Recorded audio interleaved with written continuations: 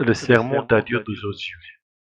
En ce long parmi vous en poursuivre la mille, car l'Éternel votre Dieu combat pour vous comme il vous l'a dit.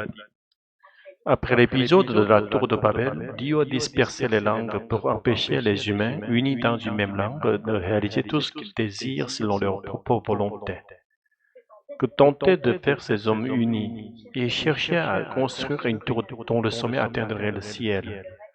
Leur action évoque les grandes puissances d'aujourd'hui qui lancent des fusées dans l'espace dans l'espoir de faire de Mars une seconde Terre au cas où la nôtre serait détruite par une guerre nucléaire.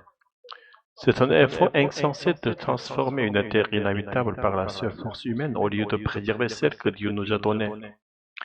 Certes, selon la Bible, la Terre n'est pas notre demeure éternelle, elle n'est qu'un lieu de passage, où nous séjournons brièvement avant la résurrection. Notre demeure éternelle est le royaume de Dieu, qui est un Dieu éternel. Ce royaume n'a pas été construit par les mains de l'homme, nous ne pouvons pas nous préparer nous-mêmes cette demeure. C'est Dieu, en la personne de Jésus, qui la prépare pour nous.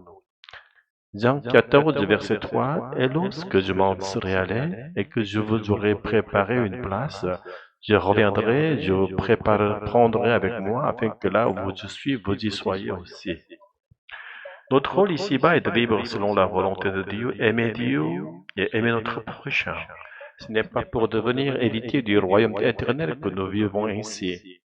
Nous vivons en tant que citoyens de ce royaume parce que nous avons déjà accueilli Jésus, qui est lui-même le royaume éternel, dans notre cœur par le Saint-Esprit. Si nous pouvons vivre une vie d'amour divin sur cette terre, c'est parce que l'Esprit est venu à nous et que nous l'avons accueilli avec un profond désir de marcher constamment avec lui. Une telle vie ne peut être accomplie par la seule force humaine, même si nous formions une grande église. Si le Saint-Esprit n'y habite pas, si nous ne restons pas en contact constant avec lui, alors peu importe le nombre de croyants, cela n'aura aucun effet.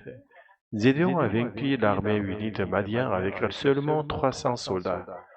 Et ces soldats ne portaient même pas d'armes, mais seulement des trompettes, des cruches et des torches, car la bataille appartient à Dieu. À plus forte raison lorsqu'il s'agit de lutter contre des puissances spirituelles invisibles et mauvaises. Nous ne pouvons qu'avoir recours à Dieu. Dans l'Ancien Testament, l'une des difficultés pour la foi réside dans le fait que le Dieu de l'univers semble devenir le chef militaire d'un peuple pour en anéantir d'autres. Pris au pied de la lettre, cela donnerait l'image d'un Dieu tribal. Mais nous devons comprendre que tous ces récits ne sont que des figures du combat spirituel que nous menons aujourd'hui. La Bible ne nie pas les résistances de forces spirituelles mauvaises. Elle choisit simplement de ne pas entrer dans les détails, probablement parce que cela ne nous servirait à rien. Ce que nous devons connaître, c'est le Dieu trinitaire. Connaître le Dieu trinitaire tel qu'il est révélé dans les Écritures nous suffit amplement. Car le connaître véritablement, c'est découvrir son amour pour nous, et cela nous conduit à l'aimer en retour. Et lorsque nous ne pouvons faire autrement qu'aimer Dieu, alors nous nous rapprochons d'un état où nous ne pouvons plus pécher. Cet amour fondé sur la foi est la seule chose qui nous est demandée pour d'entrer dans le royaume des cieux préparé par Jésus. Aussi forte soit notre volonté, aussi ferme soit notre résolution, nous ne pouvons jamais remporter la victoire dans le combat spirituel par notre propre force.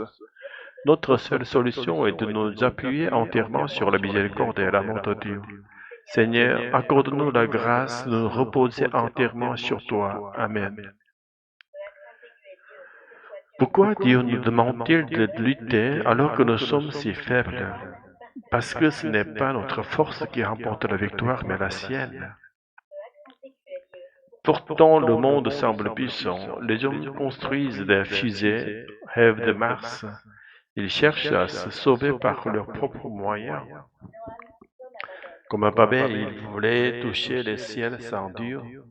Aujourd'hui encore, on cherche à se bâtir un avenir loin de lui. Et nous, que faisons-nous? Nous ne construisons rien, nous attendons un royaume que nous ne voyons pas. Et pourtant, ce royaume est déjà là. Jésus l'a dit, je vous prendrai avec moi, afin que là où je suis, vous y soyez aussi. Mais comment vivre ce royaume ici-bas au milieu de tant de ténèbres? en aimant Dieu, en aimant ton prochain, non pour mériter ce royaume, mais parce que tu en es déjà citoyen. Ce n'est pas facile. Parfois, je me sens seul, comme si mon amour ne servait à rien. Ce n'est pas la quantité qui compte. Gédéon n'avait que 300 hommes. Il n'avait même pas d'armes, car la bataille appartenait à Dieu. Tu veux dire que je n'ai rien à faire? Tu as tout à faire. Croire, aimer, te confier, mais rien par toi-même, tout par lui. Même ma foi semble petite. Une foi minuscule donnée à Dieu suffit à renverser les montagnes. Ce qu'il attend de toi, c'est la confidence.